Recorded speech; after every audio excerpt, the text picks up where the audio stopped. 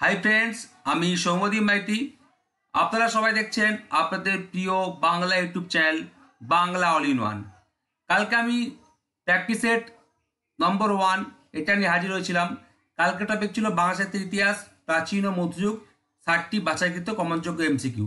আজকের টপিক হচ্ছে practice set number 2 Bangla সাহিত্যের ইতিহাস আধুনিক যুগ, 60টি বাছাইকৃত কমনযোগ্য এমসিকিউ। আমি বারবার বলেছি, দেখুন এখানে দেওয়া আছে কমনের শীর্ষে এসএলএসটি এবং এমএসসি। তাই আমি এটা শুধু এসএলএসটি নিয়ে আলোচনা করব না, এসএলএসটি এবং এমএসসি টপিক নিয়ে আলোচনা করব। কালকে আমি বারবার বলেছি যে এমএসসি থেকে কালকে যখন প্রশ্ন দিয়েছিলাম ইসলামী সাহিত্য, তো অনেকে কমেন্ট করছিলেন যে এটা কি পড়তে হবে। আমি বারবার ক্লাসে কালকে আলোচনা করেছি, তারা হয়তো মন দিয়ে শুনেনি যে এটা এসএলএসটির জন্য পড়তে হবে না, এই সিলেবাসে নেই। হয়তো পরে অন্তর্ভুক্ত হতে পারে, কিন্তু এখন হচ্ছে এই সিলেবাসে নেই, তাই পড়ার দরকার নেই, তথ্যভিত্তিক পড়ার দরকার নেই। আমার এই টপিকগুলো যেহেতু আমি সর্বোচ্চ এসএলএসটি এবং এমএসসি নিয়েই করেছি, 2 বছরের আগের টপিক এইগুলো, সেখানে জাস্ট একটু মডিফাই করে এখানে আলোচনা করছি। তো আমি এগুলো চেঞ্জ করব না, আমার ইসলামী সাহিত্য টপিক থাকবে, সেটা কিন্তু আপনারা জাস্ট একবার পড়বেন, না হলে পড়ার দরকার নেই। আমি তথ্যভিত্তিক তো পড়তে বলছি না, এমসিকিউ পড়লে ক্ষতি কি। সেই রূপ প্রাচীন মধ্যযুগের মতো আধুনিক যুগে আমার 3টে সাহিত্যিক থেকে প্রশ্ন থাকবে: বেগম রোকেয়া সাখাওয়াত হোসেন, মীর মোশাররফ হোসেন আর সৈয়দ মুস্তফা সিরাজ। এই প্রশ্নগুলো কিন্তু আমার একটা দুটো থাকবে, তাই যারা দেখতে চান দেখবেন, নাহলে এই টপিকগুলো দেখার দরকার নেই, কারণ এটা পরীক্ষায় আসবে না। যদি অ্যাড হয় সেটা পরবর্তীকালে আবার পড়তে হবে, কিন্তু এখন পড়ার দরকার নেই। এমসিকিউ দেখতে তো ক্ষতি নেই, এমসিকিউ দেখতে পারেন। ওকে, আর যেন ওই কমেন্টটা কেউ না করেন, তাই ভিডিওটি সম্পূর্ণ দেখুন। আর অনেকেই অনলাইন ক্লাসের কথা বলেছিলেন, আমাদের কিন্তু 140 জন হয়ে গেছে, আর মাত্র 10 জনকে নেব। যারা আমাদের অনলাইন ক্লাসে যোগাযোগ করতে চান, তারা আমার দেওয়া নাম্বার 8768830230 নাম্বারে যোগাযোগ করে নেবেন। ওকে, এখানে কিন্তু আমরা যে ক্লাসগুলো করাবো সেগুলো থেকেই কমন আসবে। তবু ক্লাসে জয়েন করলে আপনাদের আরও কমন আসবে, 95% প্রশ্ন আপনারা কমন পেয়ে যাবেন। ওকে, সবাই কিন্তু এটা দেখে নেবেন। আমার সপ্তাহে 4 দিন ক্লাস হবে, মনে রাখবেন। আমি করাবো 2 দিন, আর সপ্তাহ স্যার করাবে 2 দিন। তো দেখুন, আজকে প্র্যাকটিস নিয়ে আলোচনা করব, সবাই কিন্তু মনোযোগ সহকারে দেখবেন। অনেকে বলছে একটু তাড়াতাড়ি করান, থেমে থেকে বলুন, তাড়াতাড়ি করতে অসুবিধা হচ্ছে। কালকে ওই টপিকটা 60টা প্রশ্ন নিয়ে আলোচনা করতে 27 মিনিট লেগে গেল, তাড়াতাড়ি করিয়েছি। কিন্তু যদি আমি ধীরে সুস্থে করাই, এটা 40 মিনিট 35 মিনিট লেগে যেতে পারে, ঠিক আছে। তবু আমি আলোচনা করব, মোটামুটি স্পিডে বলবো। হ্যাঁ, সবাই ভালো করে শুনে নেবেন বা একটু পজ করে দেখে নেবেন, নাহলে কিন্তু টপিকটা শেষ করতে পারবো না। তো চলুন, ম্যারাথন ক্লাস কাল থেকে শুরু হয়েছে, আজকে দ্বিতীয় ম্যারাথন ক্লাস। আমি আধুনিক যুগ করাই কি প্রাচীন মধ্যযুগ করাই কি টেক্সট করাই কি অনুবাদের সময় করাই কি বাংলা ব্যাকরণ করাই, আমার কিন্তু প্র্যাকটিসের নাম্বারগুলো চেঞ্জ হবে, 1 2 3 4 এইভাবে হবে, ঠিক আছে। তো চলুন আজকে ফার্স্ট প্রশ্ন শুরু করি। আজকের ফার্স্ট প্রশ্ন: উইলিয়াম চেম্বার্সের রুডিমেন্টস অব নলেজ গ্রন্থ অবলম্বনে ঈশ্বরচন্দ্র বিদ্যাসাগর তার কোন গ্রন্থটি রচনা করেন? আমি এখানে শুধুমাত্র উত্তরগুলো বলবো, প্রশ্নগুলো বললে কিন্তু দেরি হয়ে যাবে। উত্তর হচ্ছে অপশন ক, বোধোদয়। 2 প্রশ্ন: মাইকেল মধুসূদন দত্তের বীরাঙ্গনা কাব্য প্রকাশকাল হচ্ছে 1865 খ্রিস্টাব্দ। বীরাঙ্গনা কাব্যে মোট কটি পত্র আছে? উত্তর হচ্ছে অপশন খ, 11টি পত্র। খুবই ইম্পর্টেন্ট প্রশ্ন এগুলো। তথ্য একটু দেখুন যে এই কাব্যে মোট 11টি পত্র আছে। তার মধ্যে প্রথম পত্রের নাম দুষ্মন্তের প্রতি শকুন্তলা, শেষ পত্রের নাম হচ্ছে নীরধ্বজের প্রতি জনা। এই কাব্যকে ভানিক কাব্য বলা হয়। রোমান কবি পাবলিয়াস ওভিডিয়াস নাসো বা ওভিদের কাব্য দ্য হিরোইডস অফ এপিস্টিল অব দ্য হিরোইডস বা সংক্ষেপে হিরোইডস অবলম্বনে মধুদত্ত এই কাব্যটি লেখেন। ওভিদের মতো 21টি পত্র লেখার পরিকল্পনা করলেও মাত্র তিনি 11টি পত্রই লিখেছিলেন। 3 নম্বর প্রশ্ন দেখুন: নিম্নের কোন নাটকটি দীনবন্ধু মিত্রের একটি পঞ্চাঙ্গ নাটক নয়? উত্তর হচ্ছে অপশন গ, শতবার একাদশী। বাকি নীলদর্পণ, নবীন তপস্বিনী, লীলাবতী এগুলি হচ্ছে পঞ্চাঙ্গ নাটক। 4 নম্বর প্রশ্ন, এটা খুব ইম্পর্টেন্ট: বঙ্কিমচন্দ্র চট্টোপাধ্যায়ের কোন উপন্যাসে গোবিন্দলাল, হরলাল, রোহিণী, ভ্রমর প্রমুখ চরিত্রগুলি উল্লেখ পাওয়া যায়? উত্তর হচ্ছে অপশন গ, কৃষ্ণকান্তের উইল। 5 নম্বর প্রশ্ন: প্রকাশকাল অনুযায়ী পরপর সাজাও। এখানে দেওয়া আছে কৃষ্ণ ঘোষের নাটকের প্রকাশকাল, যেগুলো সিপিএম এর আমলে এরকম সাজাতে দিত। উত্তর হচ্ছে অপশন ঘ, বিলমঙ্গল ঠাকুর, তারপর প্রফুল্ল, তারপর জমা, তারপর বলিদান। এই আর পরপর সাজাতে হবে। ওকে, সালগুলো আমাদের বাংলাদেশের চরিতমালায় দেওয়া আছে, দেখে নেবেন। 6 নম্বর প্রশ্ন: মীর মোশাররফ হোসেনের আমার জীবনী 1908 থেকে 10 নামক, এটা তার আত্মজীবনী প্রবন্ধ গ্রন্থ, ঠিক আছে। তো মীর মশাররফ হোসেনের আমার জীবনী নামক আত্মজীবনীমূলক প্রবন্ধ গ্রন্থটি মোট কটি খণ্ডে বিভক্ত? ঠিক আছে, এটা কিন্তু এমএসসির প্রশ্ন, আগেই বলে দিচ্ছি। উত্তর হচ্ছে অপশন ক 12টি, নাও পড়তে পারেন। সাদা প্রশ্ন, রবীন্দ্র ঠাকুরের লেখা মহাকাব্যধর্মী উপন্যাস কোনটি? উত্তর হচ্ছে অপশন গ গোরা, যার প্রকাশকাল হচ্ছে 1910 খ্রিস্টাব্দ বা 1316 বঙ্গাব্দ। 18 প্রশ্ন, পোস্ট অফিস নামে রবীন্দ্র ঠাকুরের ডাকঘর, যার প্রকাশকাল হচ্ছে 1912 খ্রিস্টাব্দ, নাটকের ইংরেজি অনুবাদ কে করেন? ডাকঘর নাটকের ইংরেজি অনুবাদ কি? পোস্ট অফিস, এটা মনে রাখবেন। অনুবাদটি কে করেন? উত্তর হচ্ছে অপশন ঘ দেবব্রত মুখোপাধ্যায়। 9 প্রশ্ন, নানা কথা প্রকাশকাল 1919 ও নানা চর্চা প্রকাশকাল 1932, প্রবন্ধ গ্রন্থটি রচয়িতাকে, অথবা বাংলা সাহিত্যে বীরবল ছদ্মনামে কোন সাহিত্যিক তার সাহিত্য রচনা করতেন? স্কোপ পানিতে একসঙ্গে দিয়ে দিয়েছি। উত্তর হচ্ছে অপশন খ প্রমথ চৌধুরী। 10 প্রশ্ন, অচলা নামে শরৎচন্দ্র চট্টোপাধ্যায়ের গৃহদাহ, যার প্রকাশ করেছে 1920 খ্রিস্টাব্দ বা 1326 বঙ্গাব্দ, যেটা এবার এমএসসি পরীক্ষায় এসএলএসটি পরীক্ষায় 2016 সালে এসেছিল, সেই উপন্যাসটির নাট্যরূপ কে দেন অচলা নামে? উত্তর হচ্ছে অপশন ক নাট্যাচার্য শিশির কুমার ভাদুড়ী। শরৎচন্দ্র তার নিজের লেখা 3টি উপন্যাস নাট্যরূপ দিয়েছেন, এটা 100%, 4টা দেননি, একটা দিয়েছেন শিশির কুমার ভাদুড়ী। এছাড়া তার আরও অনেক উপন্যাস নাট্যরূপ পাওয়া যায়, যেটা আমাদের তথ্য আছে, আমি 1 বছর আগে ইউটিউবে দিয়েছিলাম মাদ্রাসা পরীক্ষার আগে, যেটা মাদ্রাসা পরীক্ষার আপার প্রাইমারিতে প্রশ্নটা এসেছিল যে দেবদাস উপন্যাসের নাট্যরূপ কি? তো দেবদাস এবং পথের দাবি এই দুটি উপন্যাসের নাট্যরূপ দিয়েছিলেন নাট্যকার শচীন্দ্রনাথ সেনগুপ্ত। 11 প্রশ্ন, বেগম রোকেয়া সাখাওয়াত হোসেনের জন্ম মৃত্যুসাল কত? মৃত্যুর বয়স হয়েছিল মাত্র 52 বছর। তথ্য দেওয়া আছে দেখুন, মৃত্যুর বয়স হয়েছিল মাত্র 52 বছর। তো বেগম রোকেয়া সাখাওয়াত হোসেনের জন্ম মৃত্যুসাল কত? উত্তর হচ্ছে অপশন খ 1880 খ্রিস্টাব্দ ও 1932 খ্রিস্টাব্দ। এটাও কিন্তু এমএসসির প্রশ্ন, নাও পড়তে পারেন। 12 প্রশ্ন, যতীন্দ্রনাথ সেনগুপ্ত তার কোন কাব্যগ্রন্থটি স্ত্রী জ্যোতির্লতা দেবীকে উৎসর্গ করেন? উত্তর হচ্ছে অপশন গ মরুমায়া। আর মরীচিকা মৌশিখা এই দুটি কাব্যগ্রন্থ তার বন্ধু যতীন্দ্রমোহন বাগজিকে উৎসর্গ করেন। 13 প্রশ্ন, বিভূতিভূষণ বন্দ্যোপাধ্যায়ের কোন উপন্যাসটির পূর্ব নাম ছিল আলোর সারথি? উত্তর হচ্ছে অপশন খ অপরাজিত, যার 2টি খণ্ড। তারপর দেখুন 14 প্রশ্ন, জীবনানন্দ দাশের বনলতা সেন, যার সাল হচ্ছে 1942 খ্রিস্টাব্দ, কাব্যগ্রন্থের অন্তর্ভুক্ত প্রথম কবিতার নাম কি? বনলতা সেন। ডিসেম্বর 1935 খ্রিস্টাব্দে বা পৌষ 1342 বঙ্গাব্দে কোন পত্রিকায় প্রথম প্রকাশিত হয়? খুব ইম্পর্টেন্ট প্রশ্ন, উত্তর হচ্ছে অপশন খ কবিতা পত্রিকায়। 15 প্রশ্ন, নিচের কোনটি কাজী নজরুল ইসলামের কাব্যগ্রন্থ? এবার একটা প্রশ্ন কিন্তু পরীক্ষায় এসেছিল 2016 সালে এসএলএসটিতে। উত্তর হচ্ছে অপশন ঘ সিন্ধু হিন্দোল। বাকি খনিকা, শিশু ভোলানাথ, জন্মদিন এগুলো হচ্ছে রবীন্দ্র ঠাকুরের কাব্যগ্রন্থ। 16 প্রশ্ন, সৈয়দ মুজতবা আলী আনন্দবাজার পত্রিকায় কোন ছদ্মনামে সপ্তপর্ণী কলামের সূচনা করেন? উত্তর হচ্ছে অপশন খ রায় পিথোরা। যদি ঘুরে প্রশ্ন আসে যে রায় পিথোরা ছদ্মনামে তিনি কোন পত্রিকায় সপ্তপর্ণী কলামের সূচনা করেন? উত্তর হচ্ছে আনন্দবাজার পত্রিকায়। প্রশ্নের মধ্যে কিন্তু উত্তর লুকিয়ে আছে। 17 প্রশ্ন, 1931 খ্রিস্টাব্দে বা অগ্রহায়ণ 1338 বঙ্গাব্দে কোন পত্রিকায় জামাইবাবু গল্পের মধ্য দিয়ে সত্যনাথ ভাদুড়ী বাংলা সাহিত্য জগতে আত্মপ্রকাশ করেন? উত্তর হচ্ছে অপশন গ বিচিত্রা। যদি ঘুরে প্রশ্ন আসে বিচিত্রা পত্রিকায় তিনি কবে আত্মপ্রকাশ করেন? 1931 খ্রিস্টাব্দে বা অগ্রহায়ণ 1338 বঙ্গাব্দে। আবার যদি বলে তিনি কোন গল্পের মাধ্যমে সাহিত্য জগতে আত্মপ্রকাশ করেন? উত্তর হচ্ছে জামাইবাবু। ঠিক আছে, প্রশ্নের মধ্যে সব উত্তর লুকিয়ে আছে। 18 প্রশ্ন দেখুন, মানিক বন্দ্যোপাধ্যায়ের রচিত প্রথম উপন্যাস কোনটি? উত্তর হচ্ছে অপশন খ দিবারাত্রির কাব্য, কিন্তু এটি দ্বিতীয় প্রকাশিত হয়। আর মানিক বন্দ্যোপাধ্যায়ের প্রথম প্রকাশিত উপন্যাস জননী, সেটা কিন্তু দ্বিতীয় রচিত হয়। তার প্রথম রচিত উপন্যাস হচ্ছে দিবারাত্রির কাব্য, প্রথম প্রকাশিত উপন্যাস হচ্ছে জননী।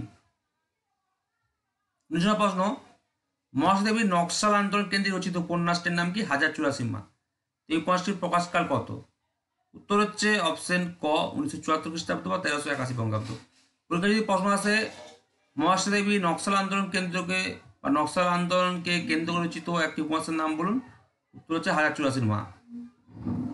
20 প্রশ্ন, সৈয়দ মুস্তফা সিরাজ কবে কোন পথের জন্য ভারত সরকারের দ্বিতীয় সর্বোচ্চ সাহিত্য পুরস্কার সাহিত্য অকাদেমি পুরস্কার লাভ করেন? উত্তর হচ্ছে অপশন গ 1994 খ্রিস্টাব্দে অলীক মানুষ উপহাসের জন্য। এর একটা প্রশ্ন পরীক্ষা এসেছিল যে সাহিত্য অকাদেমি পুরস্কার প্রাপ্ত উপন্যাস অলীক মানুষ এর রচয়িতাকে, এবার MSc 11-12 এসেছিল। উত্তর হচ্ছে সৈয়দ মুস্তাফা সিরাজ। এটা কিন্তু 11-12 এসেছিল, ঠিক আছে? তাই এটা নাও পড়তে পারেন 9-10-এর জন্য, কিন্তু এটা হচ্ছে MSc সিলেবাস। তো দেখুন 21 নম্বর প্রশ্ন, বন্ধু রাজকৃষ্ণ বন্দ্যোপাধ্যায়ের কন্যা প্রভাবতী দেবীর মৃত্যুতে রচিত ঈশ্বরচন্দ্র বিদ্যাসাগরের প্রভাবতী সম্ভাষণ রচনাকাল দেখুন 1863 ও প্রকাশকাল অনেকে 1891 বলে, কিন্তু এটা ঠিক করে নেবেন 1892 হবে। নামক বাংলা গদ্যে লেখা প্রথম শোক গ্রন্থের নাম কি? প্রভাবতী সম্ভাষণে নামক বাংলা গদ্যে লেখা প্রথম শোক গ্রন্থটি বিদ্যাসাগরের মৃত্যুর পর তার কাগজপত্র অনুসন্ধান করতে গিয়ে কে আবিষ্কার করেন? ঠিক আছে, মানে প্রভাবতী সম্ভাষণ গ্রন্থটি বিদ্যাসাগরের মৃত্যুর পর কে আবিষ্কার করেন? উত্তর হচ্ছে অপশন, এটা ঘ হবে, গ হয়ে গেছে ভুল করে। অপশন ঘ তার দৌহিত্র সুরেশচন্দ্র সমাজপতি। 22 প্রশ্ন, মাইকেল মধুসূদন দত্ত তার কোন নাটকে গ্রিক পুরাণের অ্যাপেল অফ ডিসকর্ড গল্পটি ভারতীয় পুরাণের মোড়কে পরিবেশন করেছেন? উত্তর হচ্ছে অপশন খ পদ্মাবতী নাটক। 23 প্রশ্ন, যেটা আমি MSc পরীক্ষার আগের দিনে নিয়েছিলাম, সেটা কমন এসছে ঘুরি ফিরিয়ে। দীনবন্ধু মিত্রের কেনাচিৎ প্রতিকেনাবি ছদ্মনামে রচিত নীলদর্পণ, যার প্রকাশ 1860, নাটকটি 1861 খ্রিস্টাব্দে এর নেটিভ ছদ্মনামে Nildarpan or the indigo planting mirror নামে ইংরেজি অনুবাদ কে করেন? উত্তর হচ্ছে অপশন ক মাইকেল মধুসূদন দত্ত। পরীক্ষায় এটা জানতে চেয়েছিল যে ইংরেজি অনুবাদের নাম কি মাইকেল দত্তের লেখা, the Nildarpan or the indigo planting mirror. ঠিক আছে, দেখুন প্রশ্নের মধ্যে উত্তর লুকিয়ে আছে। MSc পরীক্ষার আগের দিন নিয়েছিলাম, এটাই কমন এসেছিল পরীক্ষায়। 24 প্রশ্ন, বঙ্কিমচন্দ্র চট্টোপাধ্যায়ের নিম্নলিখিত কোন উপন্যাসটি বঙ্গদর্শন পত্রিকায় প্রকাশিত হয়নি? উত্তর হচ্ছে অপশন গ সীতারাম। এটি হচ্ছে প্রচার পত্রিকায় প্রকাশিত হয়েছিল। তাকে বিষবৃক্ষ, কৃষ্ণকান্তের উইল, আনন্দমঠ, এই তিনটি উপন্যাস কিন্তু বঙ্গদর্শন পত্রিকায় প্রকাশিত হয়েছিল। ওকে, আচ্ছা, তারপর দেখুন তার মোট 14টা উপন্যাস, প্রথম 3টা উপন্যাস কোনো পত্রিকায় প্রকাশিত হয়নি, বাকি 10টা উপন্যাস বঙ্গদর্শন পত্রিকায় প্রকাশিত হয়, কেবল সীতারাম উপন্যাসটি প্রচার পত্রিকায় প্রকাশিত হয়। 25 প্রশ্ন, এটা MScর। মীর মশাররফ হোসেনের জন্ম মৃত্যুসাল কত? উত্তর হচ্ছে অপশন ঘ 1847 খ্রিস্টাব্দ ও 1911 খ্রিস্টাব্দ। 26 প্রশ্ন, প্রমথ চৌধুরী সম্পাদিত সবুজপত্র প্রথম প্রকাশ কত? 25শে বৈশাখ 1321 বা 8 মে 1914। পত্রিকায় প্রকাশিত রবীন্দ্র ঠাকুরের প্রথম ছোট গল্প কোনটি? মনে রাখবেন এই পত্রিকায় রবীন্দ্র ঠাকুরের 2টি উপন্যাস আর মানে ঘরে বাইরে চতুরঙ্গ এবং 10টি ছোট গল্প এই পত্রিকায় প্রকাশিত হয়েছিল। তার মধ্যে প্রথম ছোট গল্প কোনটা? উত্তর হচ্ছে অপশন ক হালদার গোষ্ঠী।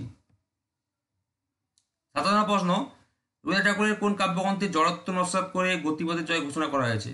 এই গতিবাদ থাকলেই সবাই জেনে যাচ্ছ কি হবে, অথবা রবীন্দ্রনাথের কোন কাব্যগ্রন্থে গতিতত্ত্বের প্রকাশ ঘটেছে?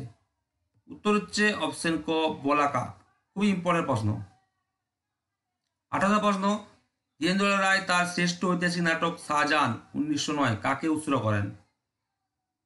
উত্তর হচ্ছে অপশন ঘ পণ্ডিত ঈশ্বরচন্দ্র বিদ্যাসাগরকে। একটা কথা বলি, শ্রেষ্ঠ ঐতিহাসিক নাটক বলে শাহজাহান বলে অনেকে, কিন্তু শ্রেষ্ঠ ট্র্যাজেডিধর্মী ঐতিহাসিক নাটক বলে কিন্তু অনেকে নূরজাহান বলে, মানে একটা সমালোচক বলেছেন। সেহেতু সমালোচকদের উক্তিতে চেঞ্জ করতে পারি না। শ্রেষ্ঠ ঐতিহাসিক নাটক শাহজাহান। আমার মতে যেহেতু এই নাটকেও ট্র্যাজেডি আছে, তাই শ্রেষ্ঠ ট্র্যাজেডি ঐতিহাসিক ধর্মী নাটক কিন্তু শাহজাহানকেই বলা উচিত, নূরজাহানকে বলা উচিত নয়।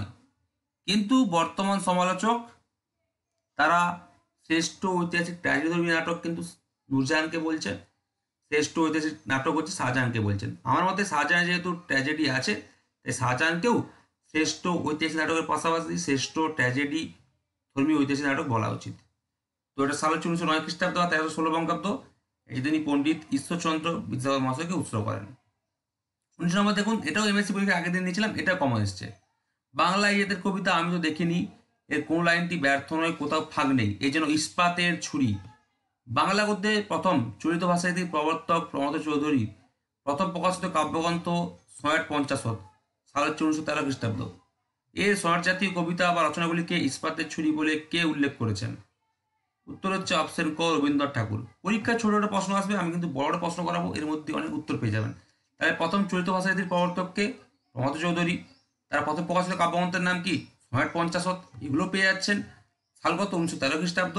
আবার এই সনেট পঞ্চাশতের যে শরৎ জাতীয় কবিতাগুলিকে তিনি ইস্পাতের ছুরি বলে উল্লেখ করেছেন, এটা আমরা জেনে গেলাম।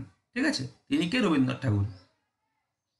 3 নম্বর প্রশ্ন, এটা মারাত্মক ইম্পর্টেন্ট। শরৎচন্দ্র চট্টোপাধ্যায়ের কোন উপন্যাসে অচলা, মহিম, সুরেশ, মৃণাল প্রমুখ চরিত্রগুলি উল্লেখ পাওয়া যায়? উত্তর হচ্ছে অপশন ক, গৃহদাহ। এর সাল হচ্ছে 1920 খ্রিস্টাব্দ বা 1326 বঙ্গাব্দ। 31 নম্বর প্রশ্ন, রাজশেখর বসুর শ্রী পরশুরাম ছদ্মনামে, রাজশেখর বসু কিন্তু অন্য ক্ষেত্রে পরশুরাম ছদ্মনাম ব্যবহার করেছেন, একমাত্র শরৎচন্দ্র চট্টোপাধ্যায় কিন্তু শ্রী পরশুরাম ছদ্মনাম ব্যবহার করেছেন। তো শ্রী পরশুরাম বললে আমরা শরৎচন্দ্র চট্টোপাধ্যায়ের ছদ্মনামটাই আমরা বলতে পারি। ওকে। আর রাজশেখর বসু ছদ্মনাম কি? পরশুরাম। কিন্তু শুধুমাত্র শ্রী পরশুরাম ছদ্মনামে তিনি একটি গল্প লিখেছিলেন, যার নাম হচ্ছে শ্রী শ্রী সিদ্ধেশ্বরী লিমিটেড। তো রাজশেখর বসু শ্রী পরশুরাম ছদ্মনামে 1329 বঙ্গাব্দের মাঘ সংখ্যায়, এবার জানি আমরা কি যে জানুয়ারি মানে পয়লা বৈশাখ থেকে 15ই পৌষ, এই 8.5 মাস বঙ্গাব্দ খ্রিস্টাব্দ করতে গেলে 593 যোগ করতে হয়। 16ই পৌষ থেকে 31 চৈত্র, এই 3.5 মাস বঙ্গাব্দ খ্রিস্টাব্দ করতে গেলে 593 যোগ করতে হয়। তো এখানে দেখুন মাঘ সংখ্যা মানে পৌষ মাসের 16 তারিখের পর থেকে আছে, তাই 594 যোগ করা উচিত। তাই আমার মতে 1923 খ্রিস্টাব্দ করা উচিত। কিন্তু মতান্তরে প্রচলিত মতানুযায়ী এ সাল কিন্তু এমনি সমালোচনা বলতে দেওয়া আছে 1922 খ্রিস্টাব্দ। ঠিক আছে। কলকাতার কোন মাসিক পত্রিকায় শ্রী শ্রী সিদ্ধেশ্বরী লিমিটেড নামক একটি ব্যঙ্গ রচনার মধ্য দিয়ে তিনি সাহিত্যগতে আত্মপ্রকাশ করেন? তাহলে আরেকবার বলছি, রাজশেখর বসু ছদ্মনাম কি? পরশুরাম, শ্রী পরশুরাম শরৎচন্দ্রের ছদ্মনাম। কিন্তু রাজশেখর বসু শুধুমাত্র একটি গল্প শ্রী পরশুরাম ছদ্মনামে 1329 বঙ্গাব্দের মাঘ সংখ্যায় মানে 1923, মতান্তরে প্রচলিত মতানুযায়ী 1922 কলকাতার কোন মাসিক পত্রিকায় শ্রী শ্রী সিদ্ধেশ্বরী লিমিটেড নামক একটি ব্যঙ্গ রচনার মধ্য দিয়ে তিনি সাহিত্যগতে আত্মপ্রকাশ করেন? উত্তর হচ্ছে অপশন ক, ভারতবর্ষ। আর যদি ঘুরিয়ে প্রশ্ন আসে তিনি কোন গল্পের মধ্যে সাহিত্যগত আত্মপ্রকাশ করেন? শ্রী শ্রী সিদ্ধেশ্বরী লিমিটেড। এটি কি ধরনের গল্প? ব্যঙ্গ রচনা। সব ধরুন প্রশ্ন কিন্তু তার মধ্যে উত্তর লুকিয়ে আছে। 32 প্রশ্ন, বেগল বকেয়া 1308 বঙ্গাব্দ চৈত্র সংখ্যা মানে 594 যোগ করুন। 1902 খ্রিস্টাব্দে কলকাতার কোন পত্রিকায় পিপাসা ব্যাকেট হচ্ছে মহরম নামক ছোট গল্পের মধ্য দিয়ে সাহিত্যগতে আত্মপ্রকাশ করেন? উত্তর হচ্ছে অপশন খ, নবপ্রভা। অনেকে নবনূর বলে, এটা কিন্তু ভুল, নবপ্রভা হবে। সাল দেখো 1308 চৈত্র মাস বা 1902। কোন গল্পের মধ্য দিয়ে? পিপাসা ব্যাকেটে মহরম এই গল্পের মধ্য দিয়ে। ঠিক আছে। তারপর দেখুন 33 প্রশ্ন, এটা কিন্তু 32টায় কিন্তু এমএসসি সিলেবাস, না পড়লেও পড়তে পারেন। 33 প্রশ্ন, তারাশঙ্কর বন্দ্যোপাধ্যায়ের হাঁসুলি বাঘের উপকথা 1947 উপন্যাসটিকে নিয়ে 1962 খ্রিস্টাব্দে কোন বিশিষ্ট পরিচালক ওই একই নামের চলচ্চিত্রে রূপান্তর করেন? উত্তর হচ্ছে অপশন খ, তপন সিংহ। গল্প সাজাও, এটা হচ্ছে বিভূতিভূষণ বন্দ্যোপাধ্যায়ের উপন্যাস। তো সালগুলো আমাদের বইতে আছে, দেখে নেবেন, বাংলা সাহিত্যিক চৈতন্যমালায় দেওয়া আছে। তো এটা হচ্ছে অপশন গ হবে। ফার্স্ট পথের পাঁচালী, তারপর অপরাজিত 2টি খণ্ড, তারপর আরণ্যক, তারপর ইচ্ছামতি। 25 প্রশ্ন, জীবনানন্দ দাশের আকাশ সাতটি তারা কবিতাটি তার কোন কাব্যগ্রন্থের অন্তর্গত 6 সংখ্যক কবিতা? উত্তর হচ্ছে অপশন ঘ, রূপসী বাংলা। 36 প্রশ্ন, নিচের কোনটি কাজী নজরুল ইসলামের কাব্যগ্রন্থ নয়? উত্তর হচ্ছে অপশন গ, আলেখ্য। বাকি ছায়ানট, চিত্তনামা, সাম্যবাদী এটা হচ্ছে কাজী নজরুল ইসলামের কাব্যগ্রন্থ। তারপর দেখুন 37 প্রশ্ন, সৈয়দ মুজতবা আলীর বড়বাবু প্রবন্ধগ্রন্থের বড়বাবু কে ছিলেন? তাহলে বড়বাবু প্রবন্ধগ্রন্থটি কার লেখা? সৈয়দ মুজতবা আলীর লেখা। সাল কত? 1966 খ্রিস্টাব্দ। উত্তর হচ্ছে অপশন খ, দ্বিজেন্দ্রনাথ ঠাকুর। তারপর দেখুন 38 প্রশ্ন, বুদ্ধদেব বসুর প্রথম উল্লেখযোগ্য শ্রেষ্ঠ কাব্যগ্রন্থের নাম কি? বন্দির বন্দনা ও অন্যান্য কবিতা। তো বুদ্ধদেব বসুর প্রথম উল্লেখযোগ্য শ্রেষ্ঠ কাব্যগ্রন্থ বন্দির বন্দনা ও অন্যান্য কবিতা, সংক্ষেপে বলা হয় বন্দির বন্দনা। এর প্রকাশকাল কত? উত্তর হচ্ছে অপশন ক, 1930 খ্রিস্টাব্দ বা 1337 বঙ্গাব্দ। তারপর দেখুন 29 নম্বর প্রশ্ন, আশামা দেবী কত খ্রিস্টাব্দে তার প্রথম প্রতিশ্রুতি, যা সাল অ্যাকচুয়ালি পশ্চাৎপটে আছে ফাল্গুন 1371, 594 যোগ করলে 1965 হয়। কিন্তু গবেষকদের মধ্যে আমি দেখলাম হ্যাঁ, তোমার হচ্ছে সাহিত্য অকাদেমি বই বা পশ্চিমবঙ্গ বাংলা একাডেমির বই, সেখানে লেখা আছে মতান্তরে প্রচলিত মত অনুযায়ী হচ্ছে 1964, কিন্তু বইতে 1964 লেখা আছে, কিন্তু অ্যাকচুয়ালি সাল অনুযায়ী মিলালে কিন্তু 65 হওয়া উচিত।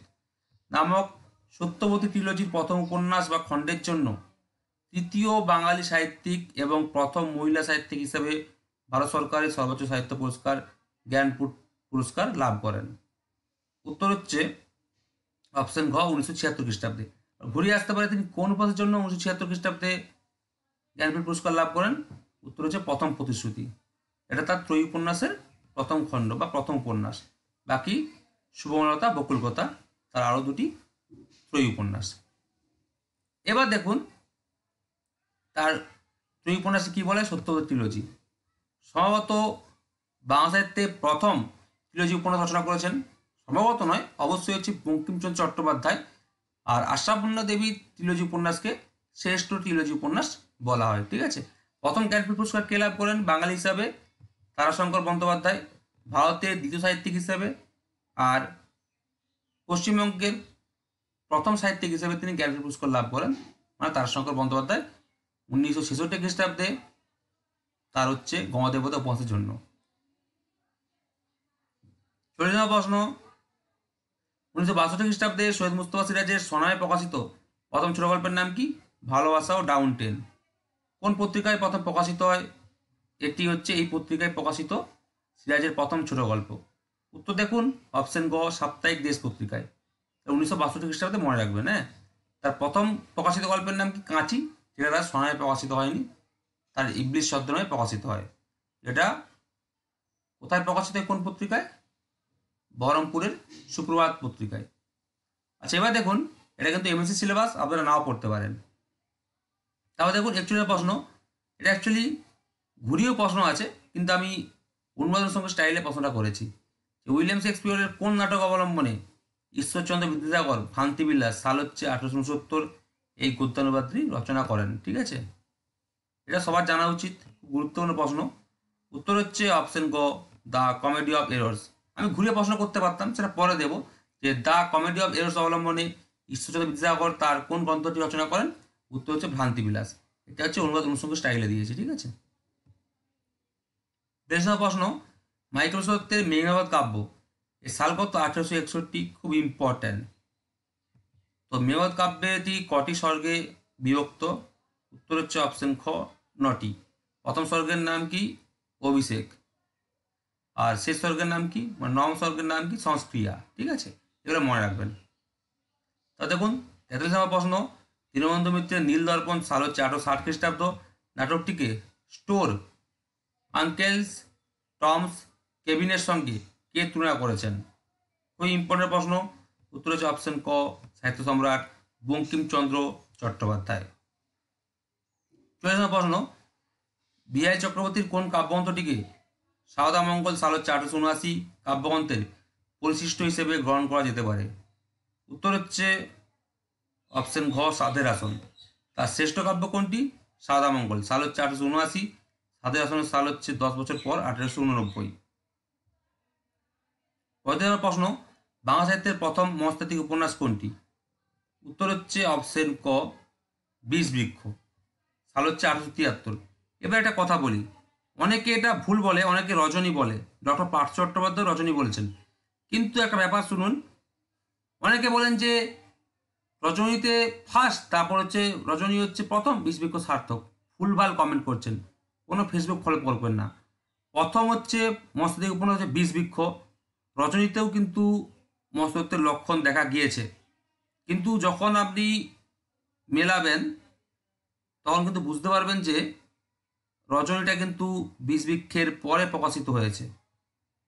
এই প্রকাশকালটা বলে দিচ্ছি, যে প্রথম মানে এর প্রকাশকাল বলছি বিষবৃক্ষ 1873, আর রজনীর প্রকাশকাল কত? রজনীর প্রকাশকাল হচ্ছে তারপরে 1877, 4 বছর আগে প্রকাশিত হচ্ছে বিষবৃক্ষ। তাই বলবো, আমার কথা শুনুন, রজনীতে প্রভাব আছে আমিও জানি, কিন্তু রজনীর প্রকাশকাল 1877 আর 1873 হচ্ছে বিষবৃক্ষের প্রকাশকাল। তাই বাংলা সাহিত্যের প্রথম মনস্তাত্ত্বিক উপন্যাস পার্থ চট্টোপাধ্যায়ের মত রচনী হবে না, এটা হচ্ছে বিষবৃক্ষ হবে, একদম গ্যারেন্টি। আর বাংলা সাহিত্যের প্রথম সার্থক মনস্তাত্ত্বিক উপন্যাস সেটা কিন্তু হবে রবীন্দ্রনাথ ঠাকুরের চোখের বালি, যার সাল হচ্ছে 1903 খ্রিস্টাব্দ। তিনি তার উপন্যাসে বিষবৃক্ষের কথা স্বীকার করেছেন, সেখান থেকে তিনি ঋণ গ্রহণ করেছেন। তারপর দেখুন 46 প্রশ্ন, কৃষ্ণচন্দ্র ঘোষের প্রথম প্রকাশিত সামাজিক নাটক কোনটি? উত্তর হচ্ছে অপশন ক প্রফুল্ল। 47 প্রশ্ন, এটা মীর মশাররফ হোসেন, নাও পড়তে পারেন। মীর মশাররফ হোসেনের আত্মজীবনীমূলক প্রবন্ধ গ্রন্থ কোনটি? উত্তর হচ্ছে অপশন ক আমার জীবনী। 48 প্রশ্ন, এটা এমএসসি পরীক্ষায় এসএলএসটি পরীক্ষায় 2016 সালে এসেছিল। রবীন্দ্রনাথ ঠাকুরের 3 সঙ্গী প্রকাশ করেছে 1940 খ্রিস্টাব্দ। এই গল্পগ্রন্থের তৃতীয় বা শেষ গল্প কোনটি? 3 সঙ্গী গল্পগ্রন্থে কটি গল্প আছে? 3টি গল্প আছে। সালগত 1940। এই গল্পগ্রন্থের অন্তর্গত তৃতীয় বা শেষ গল্প কোনটি? উত্তর হচ্ছে অপশন গ ল্যাবরেটরি। প্রথম গল্প রবিবার, দ্বিতীয় গল্প হচ্ছে শেষ কথা, আর তৃতীয় বা শেষ গল্প হচ্ছে ল্যাবরেটরি। প্রথম গল্প রবিবার, দ্বিতীয় গল্প শেষ কথা, তৃতীয় বা শেষ গল্প হচ্ছে ল্যাবরেটরি। এটা কিন্তু 2016 সালে এসএলএসটি পরীক্ষা এসেছিল। তাড়াতাড়ি বলতে যাওয়ার জন্য অনেক সময় আটকে যাচ্ছি, কিন্তু কিছু করার নেই, এডিট করবো না, ডাইরেক্ট পোস্ট করে দেবো, কারণ এখন এত সময় নেই এডিট করার। তাহলে দেখুন 49 নম্বর প্রশ্ন, খুব ইম্পর্টেন্ট, স্টারদের রাখুন। রবীন্দ্রনাথ ঠাকুরের গদ্যছন্দে রচিত প্রথম ও সার্থক কাব্যগ্রন্থ কোনটি? উত্তর হচ্ছে অপশন ক পুনশ্চ। 50 নম্বর প্রশ্ন, ধীরেন্দ্র রায়ের শ্রেষ্ঠ ঐতিহাসিক নাটক কোনটি? আগেই বলেছি অপশন ঘ শাহজাহান, 1909 খ্রিস্টাব্দ বা 1316 বঙ্গাব্দ। এই নাটকটি তিনি উৎসর্গ করেন পণ্ডিত ঈশ্বরচন্দ্র বিদ্যাসাগর মহাশয়কে। 51 প্রশ্ন, বাংলা সাহিত্যের প্রথম বিদ্রুপাত্মক প্রবন্ধগ্রন্থ কোনটি? উত্তর হচ্ছে অপশন খ বীরবলের হালখাতা। তো তিনি এই গ্রন্থটি বীরবল ছদ্মনামে রচনা করেন। কে? প্রমথ চৌধুরী। 52 প্রশ্ন, শরৎচন্দ্র চট্টোপাধ্যায়ের কোন উপন্যাসটি গ্রন্থাগারে প্রকাশিত হওয়া মাত্রই ব্রিটিশ সরকার এই উপন্যাসটিকে নিষিদ্ধ ঘোষণা করেন? খুব ইম্পর্টেন্ট প্রশ্ন, স্টার দিয়ে রাখতে পারেন। উত্তর হচ্ছে অপশন গ পথের দাবি। এই উপন্যাসটি নাট্যরূপ দেন কে? শচীন্দ্রনাথ সেনগুপ্ত। আর কোন উপন্যাসটি নাট্যরূপ দেন শচীন্দ্রনাথ সেনগুপ্ত? উত্তর হচ্ছে দেবদাস। 53 প্রশ্ন, রাজশেখর বসু কোন গল্পগ্রন্থের জন্য 1955 খ্রিস্টাব্দে পশ্চিমবঙ্গ সরকারের সর্বোচ্চ সাহিত্য পুরস্কার রবীন্দ্র পুরস্কার লাভ করেন? আমি আগে বলেছি ভারত সরকারের সর্বোচ্চ সাহিত্য পুরস্কার হচ্ছে জ্ঞানপীঠ পুরস্কার, ভারত সরকারের দ্বিতীয় সর্বোচ্চ সাহিত্য পুরস্কার হচ্ছে সাহিত্য অকাদেমি পুরস্কার, পশ্চিমবঙ্গ সরকারের সর্বোচ্চ সাহিত্য পুরস্কার হচ্ছে রবীন্দ্র পুরস্কার, আর বিশ্ব সাহিত্যের সর্বোচ্চ সাহিত্য পুরস্কার হচ্ছে নোবেল পুরস্কার। ঠিক আছে, তো তিনি কোন গল্পগ্রন্থের জন্য রবীন্দ্র পুরস্কার লাভ করেন? কে? রাজশেখর বসু। কত সালে? 1955 খ্রিস্টাব্দে। সালটা মনে রাখবেন। তো উত্তর হচ্ছে অপশন গ কৃষ্ণকলি ইত্যাদি গল্পের জন্য। ওকে, আর যদি বলি তিনি কোন গল্পগ্রন্থের জন্য সাহিত্য অকাদেমি পুরস্কার লাভ করেন, সেটা হচ্ছে আনন্দীবাই ইত্যাদি গল্পগ্রন্থের জন্য। আনন্দীবাই ইত্যাদি গল্প নামক গল্পগ্রন্থের জন্য বা গল্প সংকলনের জন্য। ঠিক আছে, তিনি কোনো উপন্যাস লেখেনি বাংলা সাহিত্যে, শুধুমাত্র গল্পগ্রন্থ লিখেছিলেন কথা সাহিত্যের মধ্যে, বাকি তো প্রবন্ধ গ্রন্থ লিখেছিলেন। তারপর দেখুন বা অভিধানও লিখেছেন। 54 নম্বর প্রশ্ন, বাংলা সাহিত্যের প্রথম নারীবাদী লেখিকা বা বাংলা সাহিত্যের নারী জাগরণের অগ্রদূত হিসেবে কে বিশেষ পরিচিত? উত্তর হচ্ছে অপশন ক বেগম রোকেয়া সাখাওয়াত হোসেন। এটা হচ্ছে এমএসসির প্রশ্ন, আপনারা নাও দেখতে পারেন, কিন্তু পড়ে রাখবেন, ইম্পর্টেন্ট আছে। 55 প্রশ্ন, বিভূতিভূষণ বন্দ্যোপাধ্যায় কোন উপন্যাসটি ভাগলপুরে থাকাকালীন লেখেন? খুব ইম্পর্টেন্ট, অপশন ক পথের পাঁচালী। 56 প্রশ্ন, জীবনানন্দ দাশকে নির্জনতার কবি বা নির্জনতম কবি বলে কে অভিহিত করেছেন? উত্তর হচ্ছে অপশন খ বুদ্ধদেব বসু। তাহলে নির্জনতার কবি বা নির্জনতম কবি কাকে বলা হয়? জীবনানন্দ দাশকে। এগুলো কিন্তু মনে রাখবেন, প্রশ্নের মধ্যেও কিন্তু উত্তর লুকিয়ে আছে। বলেছেন কে? বুদ্ধদেব বসু। 57 প্রশ্ন, কাজী নজরুল ইসলামের সর্বহারা কাব্যগ্রন্থের মোট কবিতার সংখ্যা কত? উত্তর হচ্ছে অপশন খ 10টি। 18 প্রশ্ন খুব ইম্পর্টেন্ট, মানিক বন্দ্যোপাধ্যায়ের পদ্মাবতীর মাঝি সাল কত? পদ্মাবতীর মাঝি পুতুল নাচের ইতিকথা দুটি উপন্যাসের সাল হচ্ছে 1936 খ্রিস্টাব্দ বা 1343 বঙ্গাব্দ। এই পদ্মাবতীর মাঝি উপন্যাসটি কোন পত্রিকায় প্রকাশিত হয়? পূর্বাশা পত্রিকায়। আর পুতুল নাচের ইতিকথা উপন্যাসটি কোন পত্রিকায় প্রকাশিত হয়? ভারতবর্ষ পত্রিকায়। তো পদ্মাবতী মাঝি উপন্যাসটি 1948 খ্রিস্টাব্দে মানে 12 বছর পর প্রকাশের the boatman of the Padma নামে কে ইংরেজি ভাষায় অনুবাদ করেন? উত্তর হচ্ছে অপশন খ হীরেন্দ্রনাথ মুখোপাধ্যায়। আসলে এমসিকিউ তো ডিসকাস বলতে গেলে অনেকটা সময় নষ্ট হয়ে যাচ্ছে, পরের দিন ভাবছি ডিসকাস করবো না, কারণ অনেকে ভিডিওটা বড় দেখতে চায় না, শর্টকাট দেখতে চায়, শুধু অ্যান্সারগুলো দেখতে চায়। আর অনেকে বলছে ডিসকাস করুন, যাই হোক ডিসকাস করবো না। ডিসকাসের জন্য আমার অনলাইন ক্লাস আছে, সেখানে ডিসকাস করতে পারি, কারণ এত সময় নিয়ে যে ডিসকাস করবো। অনলাইন ক্লাসে যারা পড়তে চান যোগাযোগ করুন স্ক্রিনে দেওয়া নাম্বারে, ওখানে আমি ডিসকাস করে দেবো সমস্ত, এর মধ্যেই কমন চলে আসবে একদম গ্যারান্টি। আধুনিক মধ্য প্রাচীন এবং অনুবাদ সংখ্যা থেকে আমি 95% প্রশ্ন কমন লাগিয়ে দেবো, এটাও সিওটি দিচ্ছি। তারপর দেখুন 35 নম্বর প্রশ্ন, 1991 খ্রিস্টাব্দে কোন কাব্যগ্রন্থের জন্য সুভাষ মুখোপাধ্যায় ভারত সরকারের সর্বোচ্চ সাহিত্য পুরস্কার জ্ঞানপীঠ পুরস্কার লাভ করেন? খুব ইম্পর্টেন্ট। উত্তর হচ্ছে অপশন ক পদাতিক কাব্যগ্রন্থের জন্য। তিনি প্রথম সাহিত্যিক যিনি প্রায় 51 বছর পর, মানে সবচেয়ে বেশি সময় পর কাব্যগ্রন্থ প্রকাশের পর বা গ্রন্থ প্রকাশের পর তিনি হচ্ছে পুরস্কার লাভ করেন। যেমন ধরুন পদাতিক 1940 খ্রিস্টাব্দে প্রকাশিত বা 1346 বঙ্গাব্দে প্রকাশিত, তার 51 বছর পর, মানে এতটা সময় পর কেউ পুরস্কার পায়নি। 51 বছর পর তিনি ভারত সরকারের সর্বোচ্চ সাহিত্য পুরস্কার জ্ঞানপীঠ পুরস্কার লাভ করেন। ওকে, পদাতিকের সাল হচ্ছে 1940 খ্রিস্টাব্দ বা 1346 বঙ্গাব্দ। পুরস্কার পেয়েছেন জ্ঞানপীঠ পুরস্কার 1991 খ্রিস্টাব্দে। পদাতিক হচ্ছে তার প্রথম প্রকাশিত কাব্যগ্রন্থ, আর তাই তাকে মানে পদাতিক কবি বলা হয়। 60 নম্বর প্রশ্ন, সবাই তার আগে চ্যানেলটিকে সাবস্ক্রাইব করবেন, পাশে থাকা বেল আইকনটি প্রেস করে দেবেন। এত কিছু খেটে পরিশ্রম করছি, আজকে পবিত্র ঈদের শুভেচ্ছা সবাইকে। আগে জানাতে হতো, ভুলে গেছিলাম, দুঃখিত। পবিত্র ঈদের শুভেচ্ছা। ভাবছিলাম ভিডিও দেবো না, তাও পড়াশোনা করতে হবে, পড়াশোনা চালিয়ে যেতে হবে, ঠিক আছে? অন্তত রাতে এই ভিডিও দেখে নেবেন, আর যারা এখন ফ্রি আছেন তারা ভিডিওটা দেখে নেবেন। ওকে, তো এটা যদিও বা এমএসসি সিলেবাস 60 নম্বরটা, কিন্তু খুব ইম্পর্টেন্ট প্রশ্ন, দেখে রাখবেন, বিভিন্ন কুইজে এইসব প্রশ্নটা ধরে। আর সবাই চ্যানেলকে সাবস্ক্রাইব করবেন, বেশি করে শেয়ার করবেন। হ্যাঁ, আর কেন বলছি সাবস্ক্রাইব করে রাখবেন, কারণ অনেক গুরুত্বপূর্ণ টপিক আমি দেবো। আগের দিন ম্যারাথন নাম্বার 1 দিয়েছিলাম, আজকে ম্যারাথন ক্লাস 2 দিচ্ছি, এর বাইরে কিন্তু আর আসবে না। আর বাকি অনলাইন ক্লাস আছে, সেখানে দেখে নেবেন। 60 নম্বর প্রশ্ন দেখুন, লাস্ট প্রশ্ন, কিশোর ও প্রাপ্তবয়স্কদের দাবি মেটাতে গোয়েন্দা কর্নেল চরিত্রটি কে সৃষ্টি করেন? গোয়েন্দা কর্নেল চরিত্রটি কার লেখা? সে একই ব্যাপার। হ্যাঁ, পরীক্ষায় বিভিন্ন আসে, কুইজেও আসে যে গোয়েন্দা কর্নেল চরিত্রটি কার লেখা। সেটা হচ্ছে কিশোর ও প্রাপ্তবয়স্কদের দাবি মেটাতে তিনি নির্মাণ করেন।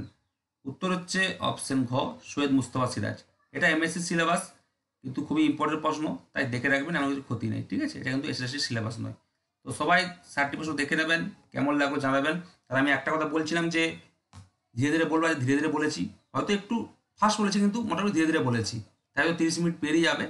আর আপনারা এটা তো মনে রাখবেন, এই 60টা প্রশ্নের মধ্যে কত নাম্বার পেলেন, যেহেতু আপনারা এমএসসি সিলেবাস পড়েছিলেন, এই 60টা প্রশ্নের মধ্যে কে কত নাম্বার পেলেন, মানে আমি হয়তো বলছি, আপনাদের মনে চলে আসবে অ্যান্সারগুলো। আগের দিন যেমন জানিয়েছিলেন কে 60-এর মধ্যে কত পেয়েছিলেন, তো আজকেও জানাবেন যে কি 60-এর মধ্যে কত নাম্বার পেলেন, সেটা আমার ইউটিউবে কমেন্ট বক্সে জানিয়ে দেবেন যে কি কত নাম্বার পেলেন, ঠিক আছে? সবাই ভালো থাকবেন, ধন্যবাদ।